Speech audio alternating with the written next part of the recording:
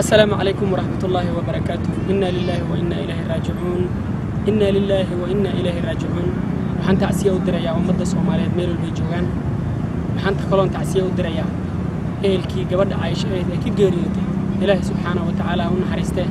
eelka ayaa maanta tacsiyo u diraya waxaan leeyahay sabri iyo iimaan Allah inaga siiyo bedel khayr qaban Allah inaga siiyo. waxaan halka ka cambaaraynayaa oo si xun uga cambaaraynayaa raggii fuxuushnimada aragtay Aisha u geystay baan halka ka cambaaraynayaa oon leeyahay gabadhaad aragtay intay ka zinaysteen 13 jir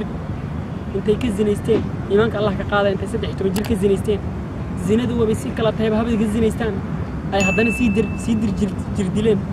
oo maarta isha ka bixiyeen isha Allah ka bixiyeen oo dhagta ka gooyeen dhagaha Allah ka gooyeen oo si xun u jir dileen si xun Allah u jir dileen waxaan leeyahay Ilaahay subxaanahu wa ta'aala maanta haddaad baxsateen oo adduunyadan aad aragto maanta aad ka baxsato qof ku sheegay oo sii jirin Allah subxaanahu wa ta'aala wax walba arkaba ku arko wallahi nadam meel ku baxsaneen waxaan halka ka cambaaraynayaa odayaasha wadana dhaqameedka sheeganay ee difaaciya gadaal gelinayo markii wax la kabto dhalinyarada xunta markii wax geystaan gadaal gelinayo difaaciyo shalay bay ahayd gudub gabadha aragtay intii laga zinaystay inay baraha social media la soo dhigay inay maaragtay aragtay si xunti loo gal iska daayay oo dhaqameed lagu difaacayo oo dhahay maaragtay plan dheer waxa war waxaas haddaad ka joogo weydaan ma dhibaatoonaysaa haddii shalay gabadha dulgudub raggii saa u galay tiirka la soo istaajin lahaa wallahi waa lagu tusaale qaadan lahaa Aishana maanta dhibka kuma dhaceen kuwa maanta Aisha sidaa u galay waxay aaminsan yihiin bari in la sii daynayo war miyaan war dhibaatada inta la eegayna haysata maxay tahay wallahi musiibada inta la eegayna haysata maxay tahay war musiibo aad u weyn baan haysato wariyaa musiibaan haysato war annagoo korkoor dhiigii iska xalaashanay oo dhiigii iska waxaysanay yaa gabdhahanada yaraa baxsan la 13 jir aan dhalay maanta oo aad dhashay oo dadku dhan ay dhaleen baa baxsan la war miyaana gabar kula dhalanin war miyaana gabar ku dhalin war miyaana hooyo oo maarta aad gabar u dhixi doonin war Ilaahay subxaanahu wa ta'aala hadaanan arrinta laga dhiidin oo Aisha cadaaladeeda loo keenin iyo kuwa kale ee Soomaaliyeed ee maanta cadaalad ka maqan gabdhaheena Soomaaliyeed maanta cadaalad ka maqan hadaan cadaalad loo keenin wallahi musiibaan ugu dhacayso wariyaa waritaan ku aragnay gabadh dhulkeedii joogto oo baxsan la oo banaanka taado adeeg raadin la banaanka ta adeeg u raadsan la oo dhulkeeda ku baxsan la wallahi waa dhibaato aad u weyn war gabdhihii maxay tahay si loo galiyo war cadaalada gabdhaha maxaa dhulka loogu jiidaya markaas waxa lagu leeyahay dib ma laha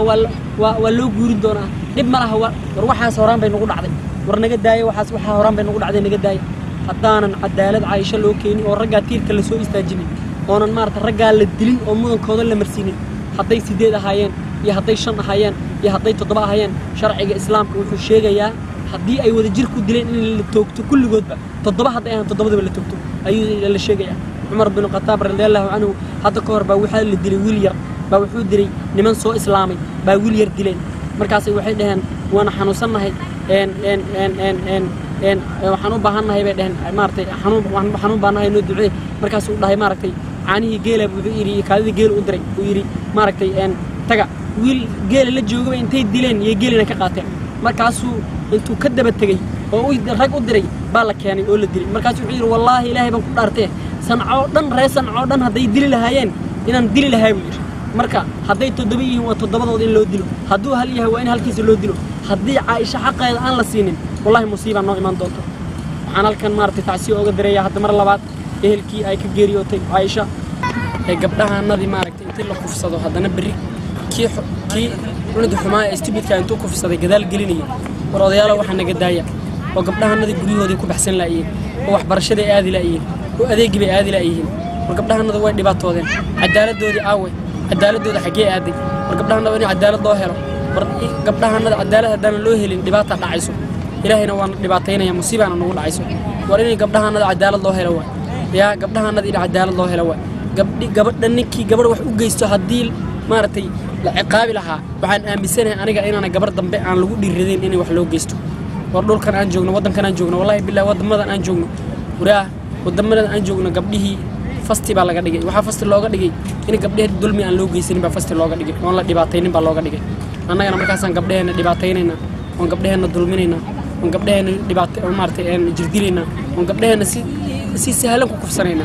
haddaan arrinta laga soo jeedsanin oo arrinta laga dhiidinin oo gabdhaha xaqooda la siinin wax Ilaahay abuurto oo kala soconaya inuu si jiro إلهي سبحانه وتعالى أنا يا سماد إنه عذاب ناقص تورا هالسا